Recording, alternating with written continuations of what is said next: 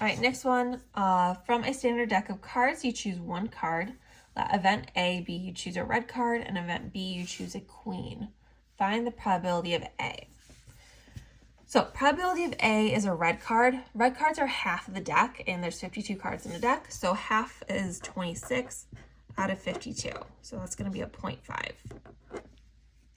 Probability of choosing a queen.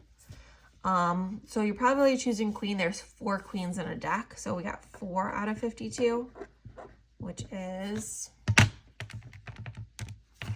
0.077 about.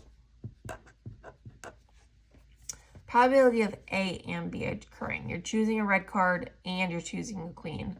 So there's only 2 red queens, the heart and the diamonds. So there's 2 red queens out of 52.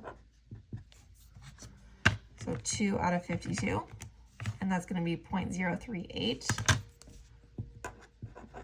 Okay, and the probability of A times B, well, that's going to be the 0.5 from A times the 0.077 from B.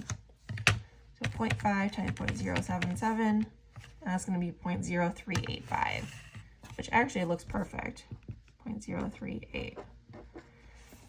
So that lines up really close. So that means that these 2 events are equal to each other, and that means they're independent because they equal.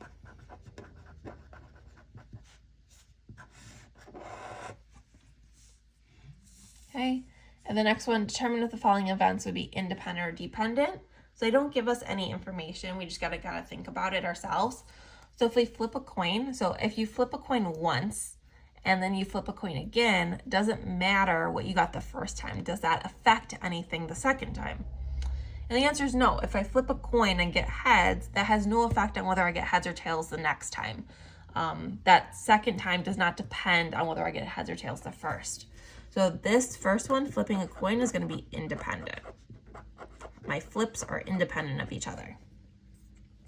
Rolling a standard number cube twice. Again, if I roll like a die, and I get like a 2 on my dice, that has no effect on how I roll again. Just because I got a 2 the first time doesn't mean I can't get the 2 the second time. It doesn't mean I have to get a 6 the second time. You know, me rolling once has no effect on the next outcome of my roll. So that would be independent as well. They do not depend on each other. This one, selecting a card from a deck, putting it aside, then selecting another. Now this one though, if I select a card and then put it to the side, I am now changing the odds. Instead of having 52 cards to choose from, now I changed it and I have 51 cards to choose from, and I can't choose that card that I took out, like it's gone. So therefore, I am manipulating the odds, and that second outcome depends on what I got the first time.